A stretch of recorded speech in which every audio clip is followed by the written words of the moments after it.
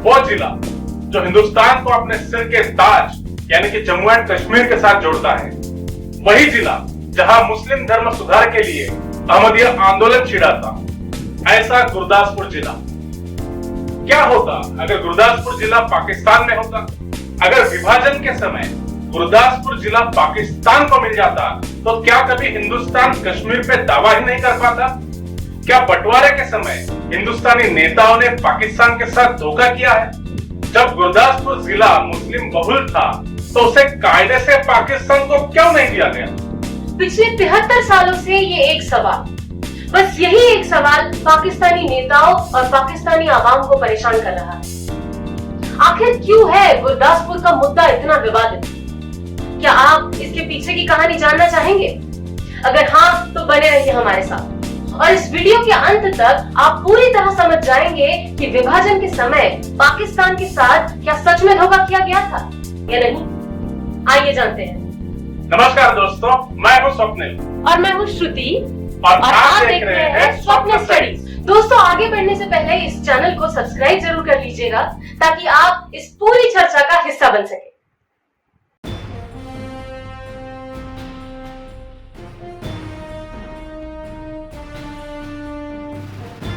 तो दोस्तों, सबसे पहले समझते हैं कि हिंदुस्तान और पाकिस्तान में बंटवारे का क्या कारण था। मोहम्मद अली जिन्ना मुस्लिम समुदाय के हक के लिए कई सालों से लड़ रहे थे और 1946 के आते आते वो कन्विंस हो चुके थे कि मुसलमानों के भलाई के लिए पार्टीशन ही एकमात्र उपाय है और इसीलिए वो मुस्लिम समुदाय के लिए एक स्वतंत्र राष्ट्र की निर्मित करना चाहते थे। लेकिन हिंदुस्तान पाकिस्तान में बंटवारा किस प्रकार हो, सरहदों को कैसे तय किया जाए, ये उस समय का सबसे बड़ा सवाल था। पाकिस्तान का टेरिटोरियल बेसिस कभी डिफाइन ही नहीं किया गया। तुर्क जहां रहते थे उसे तुर्किस्तान कहा गया, बलोच जहां रहते थे उसे बलोचिस्तान कहा गया, अफगान जहां रहते थे उसे अफगानिस्तान और हिंदू जहां रहते थे उसे हिंदुस्तान।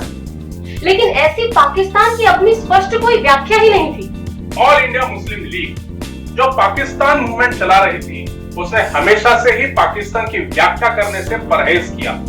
मार्च 1940 में जारी किए गए लाहौर रेजोल्यूशन के तहत सबसे पहली बार पाकिस्तान का आधार क्या होगा, यह औपचारिक रूप से समझाने की कोशिश की गई। उस रेजोल्यूशन में कहा गया कि भौगोलिक रूप से नजदीक मुस्लिम बहुल इलाकों को इकट्ठा किया जाए और पाकिस्तान की नींव रखी जाए और इसके बाद उत्तर पश्चिमी और पूर्वी मुस्लिम बहुल इलाकों को इकट्ठा करके पाकिस्तान राष्ट्र बनाया जाए। ये जितना आसान लगता है उतना आसान है नहीं। हाँ, अगर आप दो लोगों में किसी केक का बंटवारा कर रहे हैं तो आप इतना कैजुअल हो सकते हैं, लेकिन जनाब ये बात है दो राष्ट्रों की, उनमें रह रहे कई धर्मों को मानने वालों की, कई समुदायों की और उनके परिवार के बंटवारे की। सिर्फ जमीन का बंटवारा नहीं, उससे जुड़ी हुई भावनाओं का बंटवारा। अगर आप किसी राष्ट्र का सपना देख रहे हैं तो आपको उसकी व्याख्या स्पष्ट करनी ही होगी। लेकिन मुस्लिम लीग की इस भ्रामक व्याख्या के पीछे ज्यादा से ज्यादा भूमि पाकिस्तान के हिस्से में खींच लेने का लालच दिखाई देता था और कुछ नहीं। वैसे देखा जाए तो पाकिस्तान मूवमेंट के जो समर्थक थे, जो मुस्लिम समुदाय के लिए अलग मातृभूमि चाहते थे, उन दिनों वो किसी और ही दुनिया में रह रहे थे। वो मुंगेरी लाल के हसीन सपने देख रहे थे और उनकी जो मांगे थी वो वास्तविकता से काफी परे थी। ब्रिटिश भारत में हिंदू धर्म और कई अन्य धर्म मिलाकर 80% लोग रहा करते थे और मुस्लिम समुदाय था केवल 20% और ऐसे 20% मुस्लिम समुदाय के लिए मोहम्मद अली जिन्ना हिंदुस्तान का 50% हिस्सा मांग रहे थे, जिसमें सिंध, कश्मीर, हैदराबाद, पंजाब और बंगाल जैसे अमीर प्रांत शामिल थे। और हाँ, मेन बात तो ये भी है कि उस 20% मुस्लिम समुदाय ने जिन्ना का समर्थन कभी किया ही नहीं। अधिकतर मुस्लिम समुदायों ने कांग्रेस का समर्थन किया, जिसमें अबुल कलाम आजाद और खान अब्दुल गफ्फार खान जैसे महान नेता शामिल थे। आखिर जो होना था वही हुआ। कांग्रेस को जिन्ना के सामने झुकना पड़ा, उनकी सारी मांगों को मानना पड़ा और बंटवारे के लिए भी हाँ कहना पड़ा। इसमें नेहरू का भी अपना एक स्वार्थ था, लेकिन कांग्रेस के पास इसके अलावा और कोई चारा ही नहीं था। आखिरकार हिंदुस्तान पाकिस्तान का बंटवारा हुआ, कई परिवारों का बंटवारा हुआ, कई जाने गए, कई माओं ने अपने बेटे खोए कई पिताओं ने अपने बच्चों को खोया, कई महिलाओं ने अपने पतियों को खोया, कई परिवारों को, लाखों परिवारों को अपना घर बार, अपनी जायदाद, अपने जज्बात छोड़कर भागना पड़ा। और ये सब हुआ सिर्फ जिना के एक हट के कारण। हिंदुस्तान का 20% हिस्सा पाकिस्तान को मिला और उसमें भी कई मुस्लिम समुदायों ने यहाँ हिंदुस्तान में ही रहना पसंद किया। तो इतना सब करके आखिरकार जिन्ना ने हासिल क्या किया? हिंदुस्तान पाकिस्तान का विभाजन हुआ और उसके बाद we have got a mock eaten Pakistan, यह कहकर मोहम्मद अली जिन्ना ने अपनी नाराजगी भी जताई। लेकिन एक ऐसे नेता के लिए जो 50% मुस्लिम वोट भी नहीं जीत पाया, पंजाब के मुस्लिम बहुल इलाकों में एक इलेक्शन नहीं जीत पाया, ऐसे नेता के लिए ये तो बहुत अच्छी डील थी। हिंदुस्तान और पाकिस्तान का विभाजन करने के लिए और सरहदों को तय करने के लिए ब्रिटेन से साइरिल रैडक्लिफ को बुलाया गया। इस काम के लिए ऐसे व्यक्ति की जरूरत थी जो हिंदुस्तान की राजनीति से दूर रहा हो, और इस मामले में साइरिल रैडक्लिफ बहुत सही चुनाव था। और उसके चुनाव को भी नाटकीय रूप से किसी ने विरोध नहीं किया। माउंटबेटन ने भी उसकी निष्पक्षता का खूब प्रचार प्रसार किया और इसीलिए उसकी रहने की व्यवस्था वाइसरायज हाउस में ना करते हुए अलग से की गई, ये बताने के लिए कि देखो मैं तो उसके मामले में दखलंदाजी कर ही नहीं रहा हूँ। उसको ये लगा कि हिंदुस्तानी जनता अनपढ़ है, गवार है, वो तो मान लेंगे। हिंदुस्तान की राजनीति से वो इतना दूर था कि वो इससे पहले कभी हिंदुस्तान आया ही नहीं था। सरहदें बनाकर जिन प्रांतों को उसे विभाजित करना था, वहाँ के लोग, उनकी धरोहर, उनकी संस्कृति और उनके आर्थिक हितों के बारे में वो पूरी तरह से अपरिचित था। रैडक्लिफ को असिस्ट करने के लिए 2 हिंदू और 2 मुस्लिम सदस्यों की नियुक्ति हुई थी, जिन्होंने स्वाभाविक रूप से रैडक्लिफ को पूरी तरह से इन्फ्लुएंस करने में कोई कसर नहीं छोड़ी। रैडक्लिफ को जो पॉपुलेशन का डेटा दिया गया था वो पुराना और गलत था, जो मैप उन्हें दिए गए थे वो भी पुराने और गलत थे, और इन हालातों में रैडक्लिफ को अपना काम करना था। हालांकि रैडक्लिफ अपनी कठिनाइयों के बारे में पूरी तरह वाकिफ था। 8 जुलाई 1947 को जब वो भारत में पहली बार आया और माउंटबेटन से पहली बार मिला, तो उसने सीधा कह दिया कि इस काम के लिए सालों लग सकते हैं। लेकिन माउंटबेटन ने जब उसे बताया कि उस काम के लिए उसके पास सिर्फ 5 हफ्ते है, तो वो भौचक्का रह गया। रैडक्लिफ की परेशानियां यही खत्म नहीं होती। रैडक्लिफ की बाउंड्री कमीशन को जो टर्म्स ऑफ रेफरेंस दी गई थी, उनमें भी काफी कंफ्यूजन था। धार्मिक आधार के साथ साथ कुछ अन्य फैक्टर्स को भी बाउंड्री तय करने के लिए यूज करना था। जब धार्मिक आधार पर मुस्लिम बहुल इलाकों को ढूंढने की बात होती है, तो सबसे छोटा ज्योग्राफिकल यूनिट क्या होगा, इसके बारे में कोई भी डायरेक्शन नहीं दिए गए थे। अब वो छोटा डिस्ट्रिक्ट होगा, तहसील होगा या कोई थाना होगा, इसके बारे में कोई भी क्लैरिटी नहीं थी। धार्मिक आधार के साथ साथ कुछ अन्य तत्व भी थे, जैसे नैसर्गिक सरहदें, नदी या पर्वत, यातायात के साधन जैसे रेलवेज, रोडवेज, टेलीग्राफ या टेलीग्राम, इनका विभाजन, और समुदायों का आर्थिक हित और उनके धार्मिक स्थल। इन सारे तत्वों को इससे आगे वीडियो में हम अदर फैक्टर्स कहेंगे। इन तत्वों में से कौन से तत्वों को महत्व देना चाहिए, 2 तत्वों में अगर द्वंद्व हो तो किस तत्व को ज्यादा तवज्जो मिलनी चाहिए, इन पर कोई भी स्पष्टता नहीं थी। जिन सदस्यों को, हिंदू और मुस्लिम सदस्यों को बाउंड्री कमीशन के लिए चुना गया था, अगर उनके मतों में विरोधाभास है तो किसे तवज्जो देनी चाहिए, इस पर भी कोई स्पष्टता नहीं थी। इसका मतलब अब पूरा का पूरा दारोमदार रैडक्लिफ पर था। अब उन्हें अपनी विवेक बुद्धि का इस्तेमाल करना था और इन मामलों में रैडक्लिफ को विशेषाधिकार दिया गया था। अब बात करते हैं गुरदासपुर जिले की। गुरदासपुर जिला पंजाब के उत्तर में हिंदुस्तान पाकिस्तान की सरहद पर स्थित है। जब बंगाल का विभाजन हुआ था तो पूरी तरह धार्मिक आधार पर हुआ था, लेकिन पंजाब के केस में ऐसा नहीं है। कभी कभी धार्मिक मुद्दे को आधार किया गया तो कभी कभी अदर फैक्टर्स को इंपॉर्टेंस दिया गया।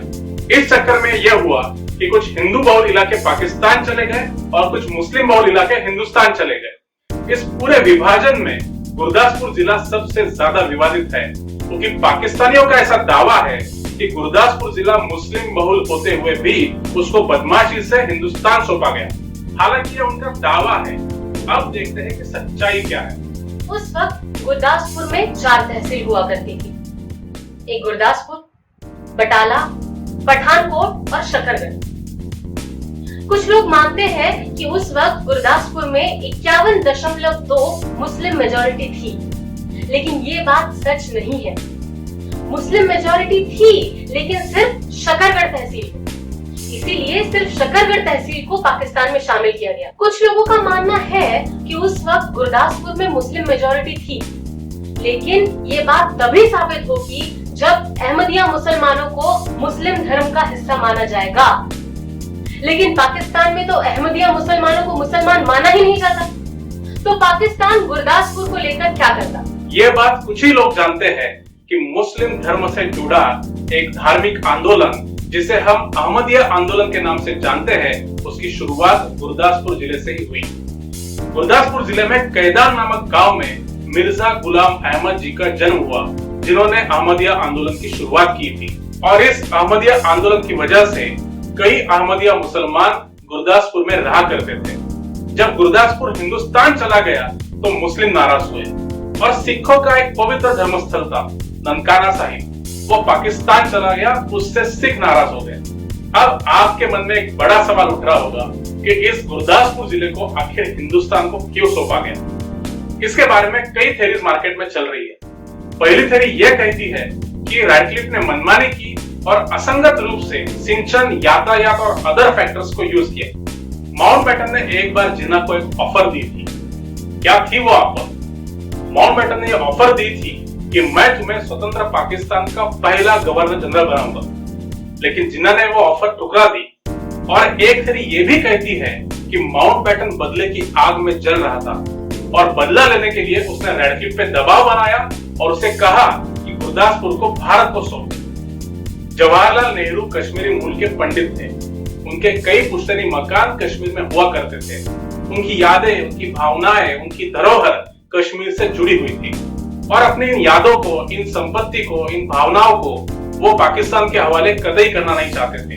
इसलिए मार्केट में ये भी चर्चा है कि उन्होंने लेडी माउंटबेटन के जरिए माउंटबेटन पे दबाव बनाया और उनसे कहा कि गुरदासपुर जिले को हिंदुस्तान को सौंपा जाए, ताकि जरूरत पड़ने पर गुरदासपुर से कश्मीर में एंट्री की जा सके।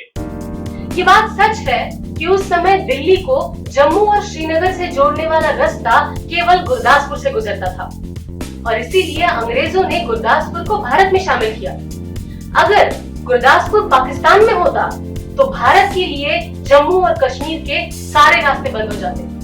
भारत को कश्मीर से जोड़ने वाला एक और रास्ता है जो हिमाचल प्रदेश से गुजरता है, लेकिन वो रास्ता एक तो बहुत लंबा है और दूसरा पर्वतों से घिरा हुआ है। उस वक्त हिमाचल के रास्ते कश्मीर जाना कोई आसान बात नहीं थी और इसीलिए भारत के पास सिर्फ एक ही उपाय था और वो था गुरदासपुर। माउंटबेटन ये जानता था कि रैडक्लिफ की बाउंड्री कमीशन की रिपोर्ट कुछ भी आए, उसके रिपोर्ट में कुछ भी छपा हो, हिंदुस्तानी नेताओं का उस पर एक मत कभी होने नहीं वाला। और अगर ये रिपोर्ट पब्लिक में आ जाती है तो एक नया राजनीतिक तांडव शुरू हो सकता था और चांसेस थे कि धार्मिक हिंसा भी भड़क सकती थी। इसलिए माउंटबेटन ने उस रिपोर्ट को दबाए रखा।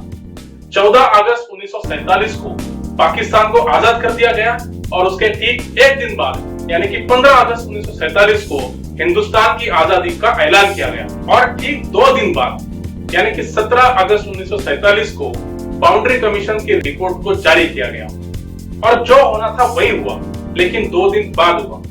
पूरे देश में धार्मिक हिंसा भड़क थी क्योंकि तब पता चला कि गुरदासपुर जिले को आखिर में हिंदुस्तान को सौंपा गया है।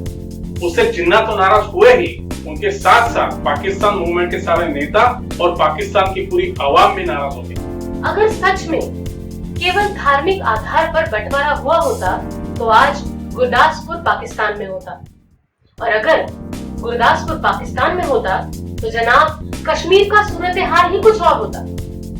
कश्मीर हिंदुस्तान से हमेशा के लिए अलग हो जाता और हिंदुस्तान कभी भी कश्मीर पर अपना दावा नहीं कर पाता।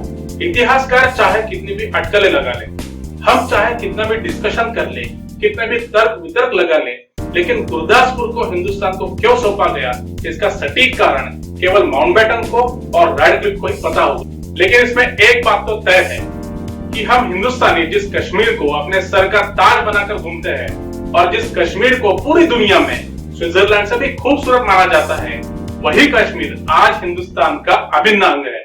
और इस बात के लिए हम सारे हिंदुस्तानी माउंटबेटन का और रेडक्लिफ का जिंदगी भर शुक्रगुजार रहे। तो दोस्तों, कैसी लगी आपको गुरदासपुर की ये दास्तान? अगर आपको लगता है कि हमारा ये वीडियो देखकर आपकी नॉलेज में थोड़ा सा भी इजाफा हुआ है, तो एक लाइक तो बनता है। और इसी तरह के इंफॉर्मेटिव कंटेंट के लिए आप हमारे चैनल को सब्सक्राइब जरूर कर लीजिएगा, ताकि आप इस पूरी चर्चा का हिस्सा बन सकें। तो दोस्तों, मिलते हैं अगले वीडियो में एक नई दास्तान के साथ, किसी इंटरेस्टिंग कहानी के साथ। तब तक आप हमारे साथ बने रहिए। हमारे चैनल के बाकी वीडियोस भी आप जरूर देखिए। घर पर रहिए, अपना ख्याल रखिए। Thank you.